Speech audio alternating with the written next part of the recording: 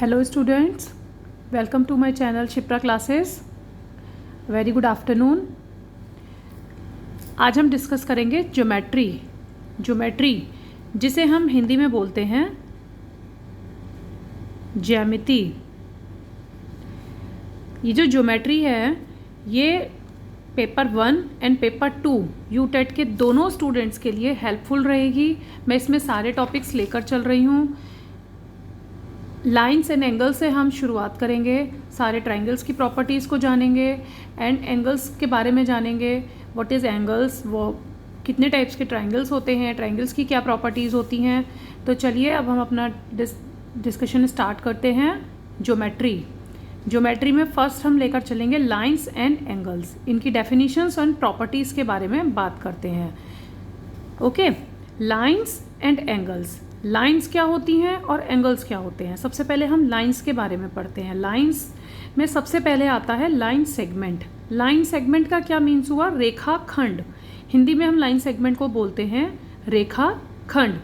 Line segment को अगर हम डिफाइन करें तो क्या कहेंगे? A line segment has 2 end points with a definite length. Line segment का मीन्स ये होता है जिसके 2 एंड पॉइंट्स होते हैं ए एंड बी, जिसकी एक डेफिनेट लेंथ होती है। मीन्स अगर मैं आपसे कहूँ कि 5 सेंटीमीटर की लाइन सेगमेंट ड्रॉ कीजिए तो आप वो 5 सेंटीमीटर स्केल से मेज़र कर सकते हैं।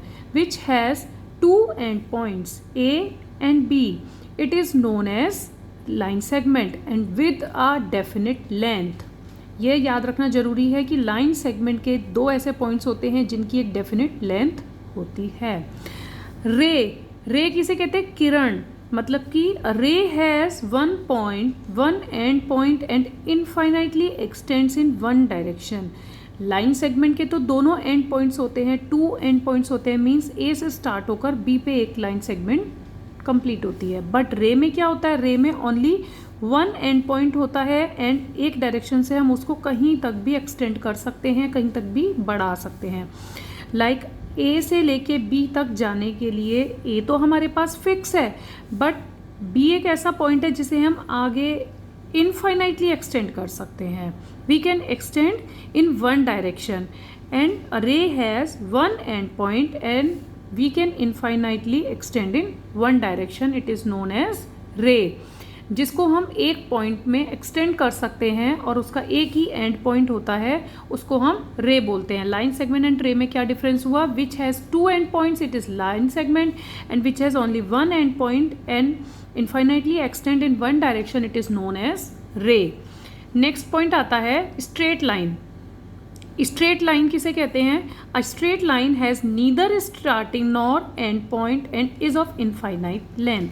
स्ट्रेट लाइन का मीनिंग ये होता है कि ना तो उसका कोई स्टार्टिंग पॉइंट होता है और ना ही उसका कोई एंड पॉइंट होता है। ओके, तो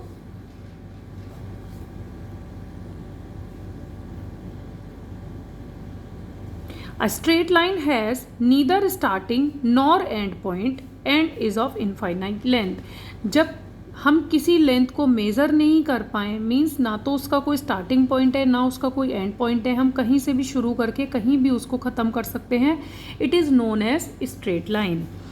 ठीक है, लाइन के बारे में क्या पढ़ा हमने? Line segment, ray and straight line.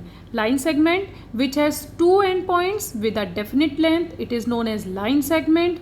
A ray has 1 end point and infinitely extends in 1 direction. It is known as ray. A straight line has neither starting nor end point and is of infinite length. Means ना तो इसका कोई starting point होता है और ना ही इसका कोई end point होता है। उसे हम क्या कहते हैं? Straight line. ये तो हुई lines की बात। अब हम बात करेंगे angles की। First हमारे पास आता है acute angle. The angle that is between 0 degree and 90 degree is an acute angle.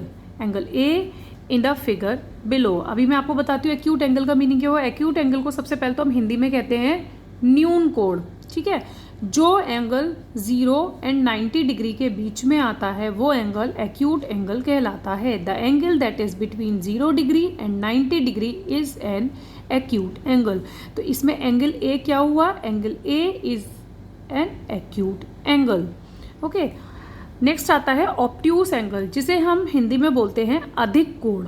Obtuse angle का मीनिंग क्या हुआ? The angle that is between 90 degree and 180 degree is an obtuse angle. Means 90 degree and 80 degree के बीच के angle को बोलते हैं obtuse angle. अब इस फिगर के थ्रू हमें ये पता चल रहा है कि एंगल बी क्या है? ऑब्ट्यूस एंगल है। क्यों? क्योंकि ये 90 डिग्री से तो बड़ा है बट 180 डिग्री से छोटा है। Means which angle comes in between 90 degree and 180 degree, it is known as obtuse angle. तो क्या डिफरेंस हुआ एक्यूट एंड ऑब्ट्यूस एंगल में? Acute angle 0 to 90 in between, it is known as acute angle, and which angle comes in between 90 degree and 180 degree, it is known as obtuse angle. Okay, अब next angle की बात करते हैं। Next angle है right angle. Right angle को हम हिंदी में क्या बोलते हैं? समकोण। राइट एंगल को हम हिंदी में क्या बोलते हैं? समकोण। The angle that is 90 degree is a right angle, it is known as right angle, angle C as shown below. अब ये क्या है? Angle C. राइट एंगल का मीनिंग क्या हुआ? जो कंप्लीटली 90 डिग्री का एंगल बनाता हो उसे हम राइट एंगल बोलते हैं। तो राइट एंगल की फिगर कुछ इस तरीके से आपको दिखाई देती है। Straight angle, the angle that is 180 degree is a straight angle, angle A O B in the figure below. अब हमने एक स्ट्रेट लाइन खींची है और उस पर ये जो कंप्लीट एंगल है, ये कंप्लीट एंगल क्या कहलाया जाएगा? Straight angle. Angle A O B जो किसके इक्वल होता है? ये एंगल किसके इक्वल होता है? Complete angle, angle A O B. अगर हम बात करें एंगल ए ओ बी की तो ये होता है 180 डिग्री। 180 डिग्री। अभी हमने यहाँ पे यही तो कहा, the angle that is 180 degree is a straight angle. जो एंगल 180 डिग्री का होता है, स्ट्रेट लाइन पर बना होता है, वो एंगल स्ट्रेट एंगल कहलाता है। स्ट्रेट एंगल में ही पता चल रहा है कि इससे straight angle means straight line पे जो एंगल ड्रॉ हो रहा है वो स्ट्रेट एंगल कहलाता है। नेक्स्ट आता है supplementary angles and complementary angles. Supplementary angles क्या होते हैं? संपूरक कोण। संपूरक कोण किन्हें कहते हैं? हम इसी फिगर के थ्रू पता करेंगे कि संपूरक कोण क्या होते हैं। Angle A O C plus angle C O B equals to angle A O B. A O C और सी ओ बी को जब हम ऐड करेंगे तो हमें कंप्लीट एंगल क्या मिलेगा? एंगल ए ओ बी, जो कि किसके बराबर है? 180 डिग्री के। Means if the sum of two angles is 180 degree then the angles are called supplementary angles. जब कोई एंगल 180 डिग्री एंगल के इक्वल होता है, जब किसी दो एंगल्स का सम 180 डिग्री के इक्वल होता है तो वो एंगल्स क्या कहलाते हैं? Supplementary angles. ओके, अभी आती है बात नेक्स्ट की कॉम्प्लीमेंट्री एंगल। कॉम्प्लीमेंट्री एंगल्स क्या होते हैं? कॉम्प्लीमेंट्री एंगल्स को हम बोलते हैं पूरक कोण। क्या बोलते हैं? पूरक कोण।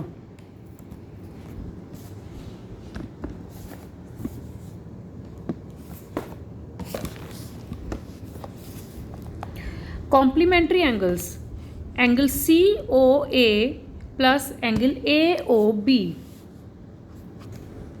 Equals to 90 degree. मीन्स अभी हम फिगर के थ्रू बात करते हैं।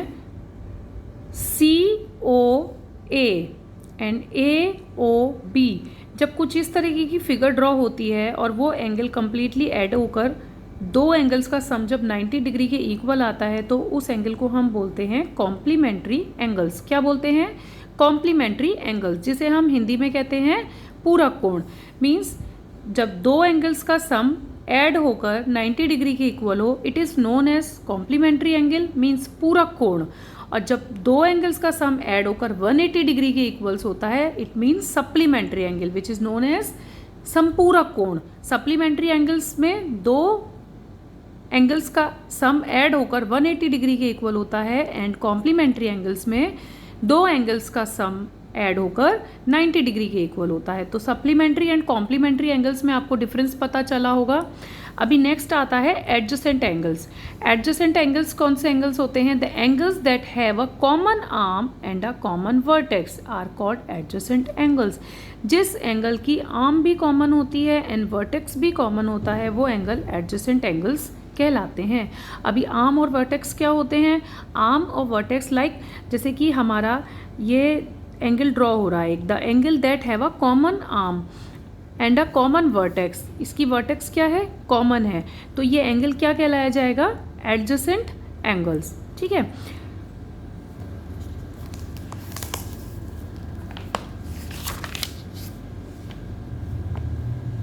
वर्टिकली अपोजिट एंगल अभी हमारा बचता है। वर्टिकली अपोजिट एंगल्स का मीनिंग होता है when two lines intersect the angles form opposite to each other at the point of intersection vertex are called vertically opposite angles. मैं आपको फिगर के थ्रू समझाती हूँ कि व्हाट इज वर्टेक्स एंगल। अभी जैसे इसमें दो लाइंस हमने ड्रॉ करी हैं, अब इन दो लाइंस में जो x और y हैं ये कैसी लाइंस हैं? ये इंटरसेक्टिंग लाइंस हैं। अब इन इंटरसेक्टिंग लाइंस के थ्रू जो वर्टिकली अपोजिट एंगल्स होंगे वो कौन से एंगल्स होंगे? वर्टिकली अपोजिट एंगल्स आपके कहलाए जाएंगे like angle A and angle C, angle O and angle D. A C के इक्वल होगा एंड ओ डी के इक्वल होगा। परपेंडिकुलर लाइंस किसे कहते हैं? Perpendicular lines when there is a right angle between two lines, the lines are said to be perpendicular to each other. Means जब दो lines, when a right angle between two lines, the line are said to be, जब कोई दो lines एक दूसरे को इस तरीके से कट करें जो कि एक right angle बनाए तो उसे perpendicular to each other बोलते हैं। The lines OA and O B are set to be perpendicular to each other. ये फिगर आपको दिखाई दे रही होगी कि O A and O B are perpendicular to each other. Means ये जो एंगल हुआ ये 90 डिग्री का हुआ और ये जो लाइंस हुई ये परपेंडिकुलर लाइंस हुई। पैरेलल लाइंस क्या होती हैं?